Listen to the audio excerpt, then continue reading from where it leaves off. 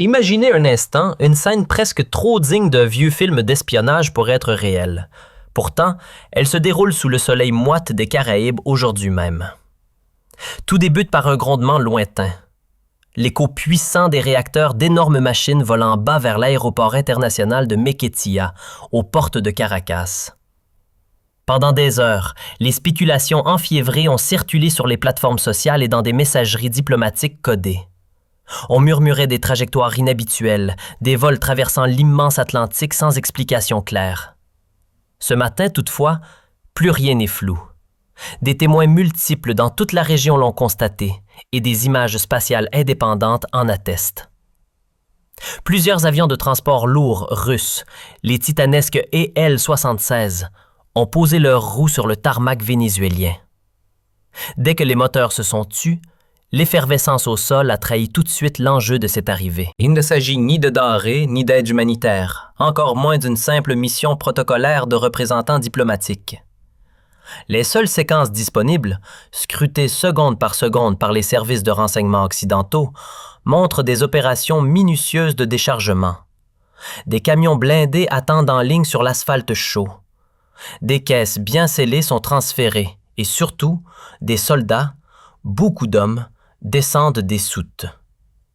Le Venezuela a confirmé l'arrivée de ce qu'il appelle officiellement des équipes de coopération militaire spécialisées. Une terminologie aseptisée, soigneusement choisie pour masquer la réalité brute.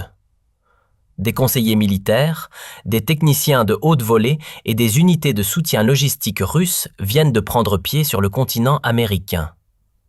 Ce débarquement marque un tournant. Ce n'est pas une simple rotation de personnel. La vitesse d'exécution, la coordination entre les équipes logistiques russes et les planificateurs militaires vénézuéliens, tout indique que cette opération a été préparée de longue date, bien avant que le premier signal public n'émerge. Pour Washington, qui a toujours considéré le bassin des Caraïbes comme sa zone de sécurité exclusive, une mare nostrum intouchable, le choc est brutal. L'ambiance stratégique dans les Amériques vient de changer en l'espace de quelques heures. Pour comprendre la gravité de ce qui se joue sur ce tarmac, il faut dézoomer. Ce déploiement ne concerne pas uniquement la survie du gouvernement de Nicolás Maduro. C'est un message envoyé directement à la Maison-Blanche, écrit avec des avions cargo et des uniformes russes. Depuis des mois, les États-Unis et l'Organisation du Traité de l'Atlantique Nord accentuent leur pression en Europe de l'Est et en Ukraine, aux frontières même de la Russie. Moscou répond aujourd'hui par une symétrie parfaite, en appliquant une stratégie de miroir. Si l'Occident peut s'installer aux portes de la Russie, alors la Russie s'installera dans l'arrière-cour des États-Unis. Ce mouvement est ce que les experts appellent une projection de puissance asymétrique. Pour un coût financier et logistique relativement faible, quelques avions, quelques dizaines d'experts, du matériel de pointe, Moscou oblige Washington à recalculer l'intégralité de sa posture de défense. Jusqu'à hier, le Pentagone pouvait concentrer ses regards sur l'Europe, le Moyen-Orient ou le Pacifique.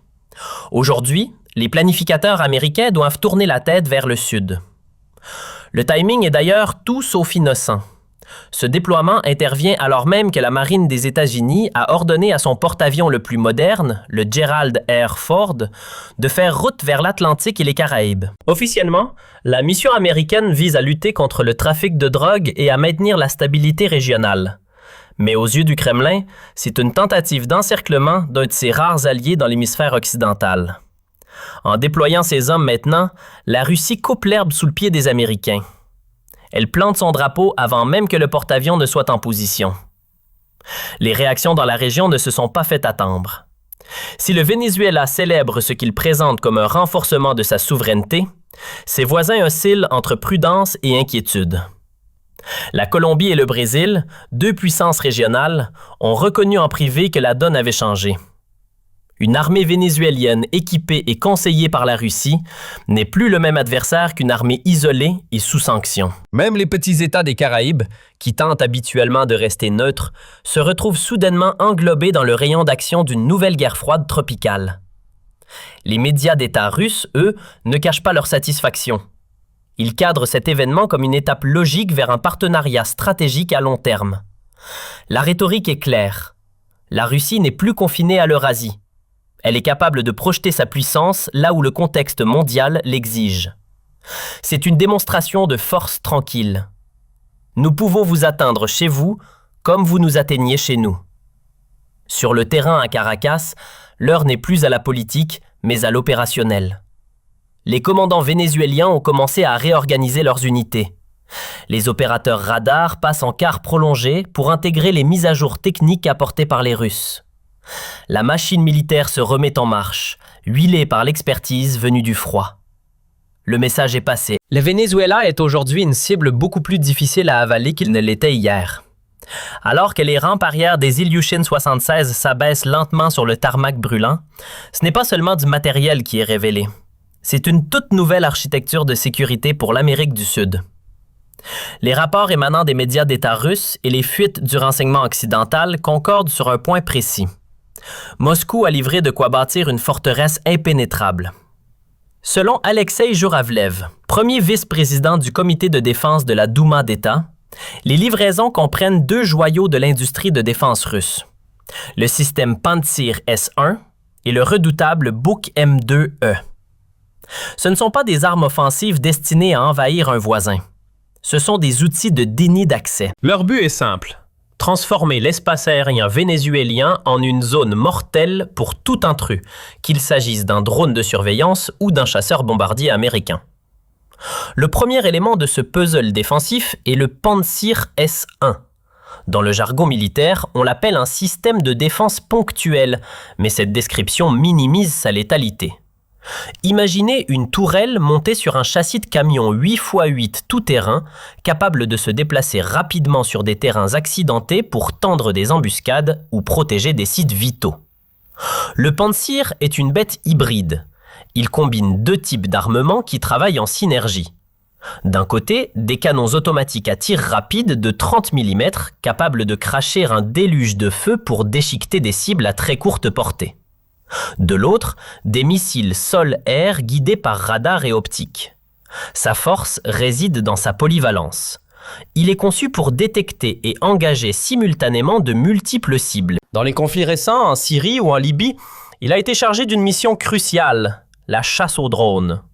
Le Pantsir peut repérer des cibles minuscules, des drones kamikazes aux munitions rôdeuses, mais aussi intercepter des missiles de croisière volant au ras du sol pour échapper aux radars longue portée. Il fonctionne même sous un brouillage électronique intense, là où d'autres systèmes deviendraient aveugles. Avec une portée d'engagement d'environ 20 km, il constitue la garde rapprochée, le dernier rempart protégeant les palais présidentiels, les infrastructures pétrolières et les bases de commandement. Si le Pantsir est le gardien de but, le Buk M2E est le milieu de terrain agressif. C'est un système de moyenne portée, mais dans le contexte caribéen, moyen couvre déjà une distance stratégique. Conçu pour intercepter des aéronefs tactiques, des bombes guidées intelligentes et même certains types de missiles balistiques, le Buk opère à un niveau supérieur de la guerre aérienne. Ses radars sont ses yeux, et ils sont perçants. Le système peut suivre jusqu'à 24 cibles simultanément et en engager plusieurs à la fois avec une précision terrifiante. Une fois verrouillée, la cible a peu de chances de s'échapper. Les missiles du Buk filent à des vitesses dépassant Mach 3, soit 3 fois la vitesse du son. À cette vitesse, le temps de réaction pour un pilote ennemi se compte en secondes, pas en minutes. Avec une portée de frappe dépassant les 45 km, une batterie de Buk positionnée stratégiquement sur la côte vénézuélienne peut menacer des navires ou des avions bien au-delà des eaux territoriales. Entre des mains compétentes, ce système transforme toute opération aérienne étrangère en un pari mortel. Ce n'est plus une promenade de santé. C'est un environnement contesté où chaque mission nécessite des moyens de guerre électroniques lourds pour espérer survivre. Mais l'arrivée de ces nouveaux jouets ne doit pas faire oublier le monstre qui sommeillait déjà sur place. Les transcriptions confirment que l'une des priorités absolues des équipes russes fraîchement débarquées est de restaurer la pleine capacité du réseau S-300VM, aussi connu sous le nom d'Ante 2500. C'est ici que l'on change d'échelle. Le S-300VM n'est pas fait pour abattre un drone isolé. C'est un système stratégique à longue portée, conçu pour abattre des avions AWACS, radars volants, des bombardiers stratégiques et des missiles balistiques à des distances pouvant atteindre 200 ou 250 km. Pendant des années, ces systèmes acquis par le Venezuela lors de la présidence d'Hugo Chavez ont souffert d'un manque de maintenance chronique. Les radars, les pièces électroniques manquaient, les compétences des opérateurs s'érodiaient. L'arrivée des techniciens russes change tout. Ils ne viennent pas seulement réparer, ils viennent moderniser, recalibrer et intégrer ces monstres dans une architecture cohérente. C'est l'assemblage de ces trois systèmes qui crée le véritable cauchemar pour le Pentagone. Les stratèges militaires appellent cela une bulle A2/AD, Anti-Access/Area Denial. Imaginez un oignon. La couche extérieure est tenue par les S-300VM, qui forcent les avions ennemis, comme les avions de surveillance américains P-8 Poseidon ou les ravitailleurs, à rester à des centaines de kilomètres des côtes. Si un avion de combat tente de pénétrer cette première couche, il entre dans la zone mortelle du Buk M2, où la manœuvrabilité et la vitesse des missiles rendent la survie incertaine. Et si, par miracle, un missile de croisière ou un drone parvient à passer ces deux barrières pour viser une cible au sol, il se heurte au mur de feu du Pantsir S-1. Ce que la Russie est en train de construire au Venezuela, c'est l'un des réseaux de défense aérienne les plus denses et les plus intégrés de tout l'hémisphère occidental. C'était pas seulement une livraison d'armes, c'est l'installation d'un verrou sur la porte d'entrée de l'Amérique du Sud. La simple présence de ces systèmes modifie la carte stratégique. Même sans tirer un seul coup de feu, ils exercent une pression constante. Ils voient loin, ils écoutent loin, et ils obligent la marine des États-Unis et la force aérienne des États-Unis à traiter le Venezuela non plus comme un État failli gérable, mais comme une forteresse hérissée de piquants. Pour Nicolás Maduro, ces batteries de missiles sont une assurance-vie. Elles garantissent que toute option militaire envisagée par Washington, qu'il s'agisse d'une zone d'exclusion aérienne ou d'une frappe chirurgicale, coûterait désormais infiniment trop cher en matériel et en vie humaine pour être politiquement acceptable. Le bouclier est en place et il est made in Russia. Pour saisir pourquoi l'arrivée de ces techniciens russes est une question de vie ou de mort pour le régime de Caracas, il faut quitter les pistes ensoleillées où débarque le matériel neuf et pénétrer dans l'ombre des hangars de la base aérienne El Libertador. Là, alignés dans le silence, dorment les vestiges de ce qui fut, sur le papier, l'aviation la plus puissante d'Amérique du Sud. Le Venezuela possède une flotte de chasseurs Sukhoi Su-30 Mk2. Ce ne sont pas de simples jets, ce sont des prédateurs de supériorité aérienne, des bimoteurs lourds à long rayon d'action conçus pour rivaliser avec les F-15 américains. Acquis à prix d'or sous l'ère Hugo Chavez, ils devaient être le fer de lance de la révolution bolivarienne, les garants de l'inviolabilité du ciel vénézuélien. Nicolás Maduro les qualifie lui-même de dissuasion la plus importante dont dispose la nation face à la menace d'une guerre. Mais la réalité opérationnelle est tragique. Des années de crise économique dévastatrice, combinées à des sanctions occidentales impitoyables et à une corruption endémique, ont transformé cette flotte redoutable en un cimetière de métal et de composites. Les rapports de renseignement les plus crédibles, corroborés par des sources internes citées par le Washington Post, peignent un tableau effrayant pour Caracas.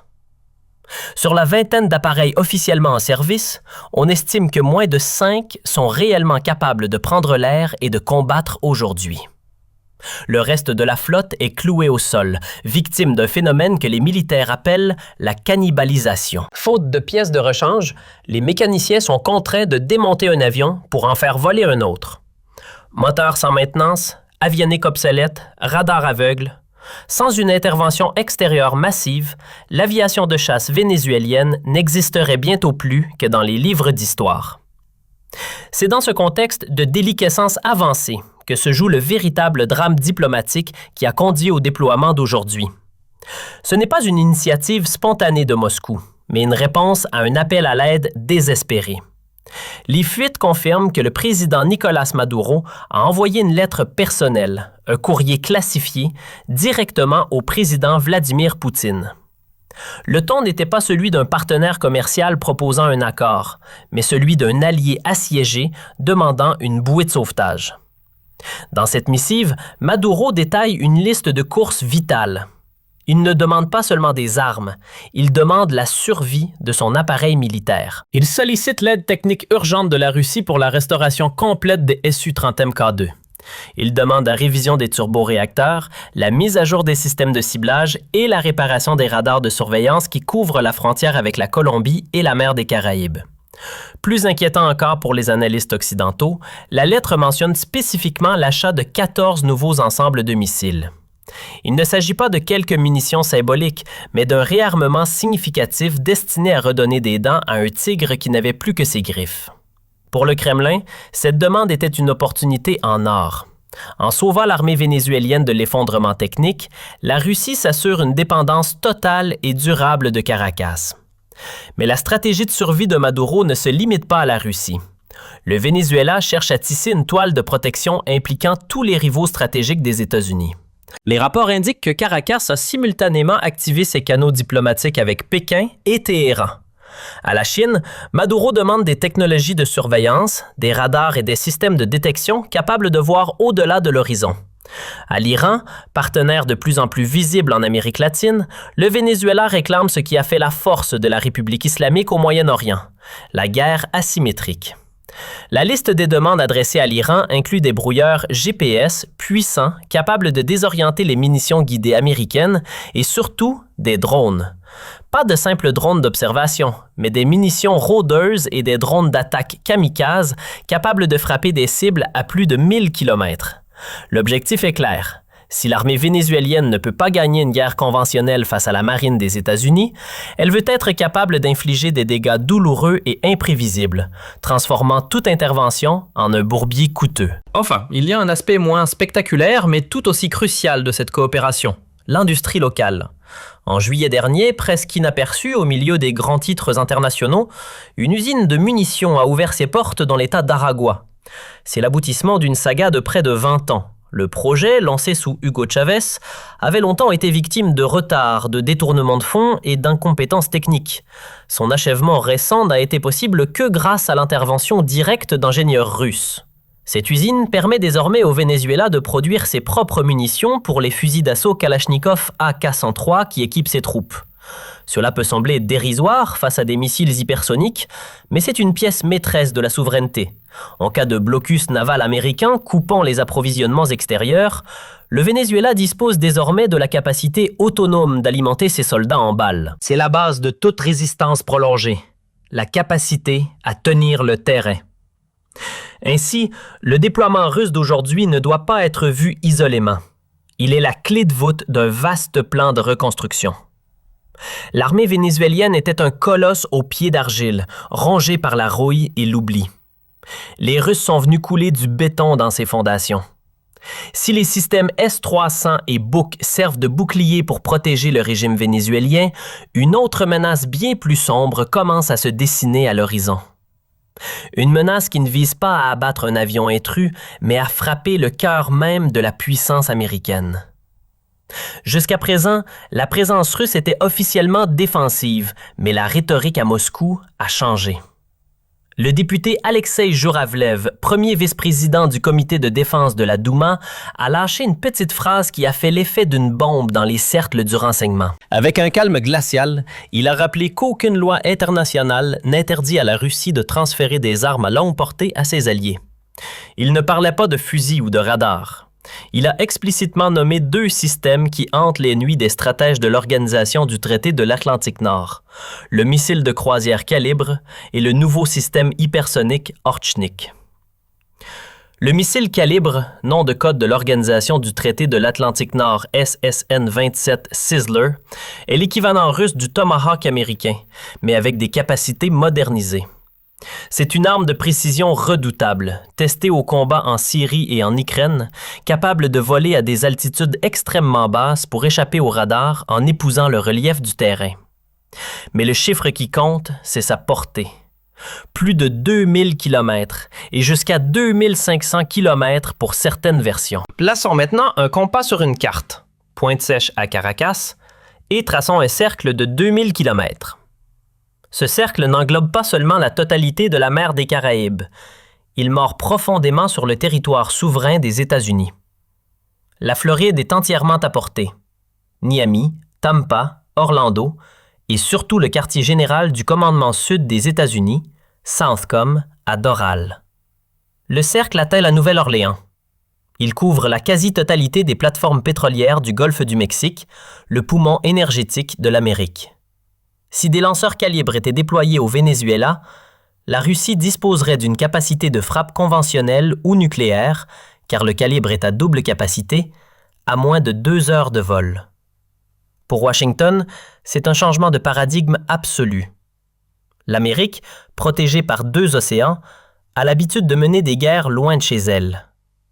L'idée que des missiles ennemis puissent pleuvoir sur Miami est psychologiquement intolérable. Comme si le calibre ne suffisait pas, l'évocation du système Orknik ajoute une dimension d'horreur technologique. L'Orknik est un missile balistique hypersonique de nouvelle génération.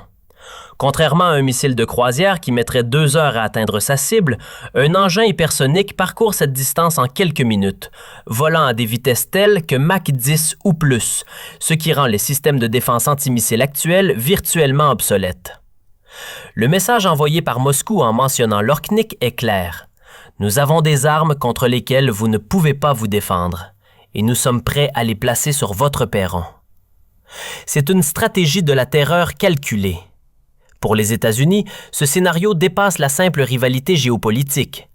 Il viole le principe le plus sacré de la politique étrangère américaine depuis 1823, la doctrine Monroe. Selon ce dogme, toute intervention d'une puissance européenne ou asiatique dans les affaires de l'hémisphère occidental est considérée comme une manifestation inamicale envers les États-Unis. Nous sommes face à une réédition potentielle de la crise des missiles de Cuba de 1962. À l'époque, l'Union soviétique avait tenté de placer des missiles nucléaires à Cuba pour contrer les missiles américains en Turquie. Le monde était passé à 2 doigts de l'apocalypse nucléaire. Aujourd'hui, la dynamique est similaire. Vladimir Poutine applique une logique de réciprocité brutale. Les États-Unis déploient des systèmes de missiles en Pologne et en Roumanie et envisagent d'en placer en Asie-Pacifique. Très bien, la Russie répondra en plaçant ses propres vecteurs au Venezuela, au Nicaragua ou à Cuba. Face à cette ligne rouge, quelles sont les options de Washington? Une frappe préventive pour détruire ces missiles dès leur débarquement? C'est le scénario de la Troisième Guerre mondiale. Avec les systèmes de défense S-300 et Buk désormais actifs et opérés par des Russes, une telle attaque entraînerait des pertes américaines et tuerait des soldats russes, déclenchant une escalade incontrôlable. L'option la plus probable reste celle du confinement agressif. Le Pentagone renforcerait massivement sa présence dans la région. Déploiement permanent de batteries antimissiles Patriot et Terminal High Altitude Area Defense en Floride et à Porto Rico. Patrouille incessante de sous-marins nucléaires d'attaque dans la mer des Caraïbes et surveillance satellite 24 heures sur 24 de chaque centimètre carré des bases vénézuéliennes. La mer des Caraïbes, autrefois destination touristique idyllique, se transformerait en l'une des zones maritimes les plus militarisées de la planète. Un lac aux requins où 2 superpuissances se fixent dans le blanc des yeux, le doigt sur la gâchette. Ce n'est pour l'instant qu'une menace verbale et une possibilité technique. Aucun missile calibre n'a encore été formellement identifié sur le sol vénézuélien.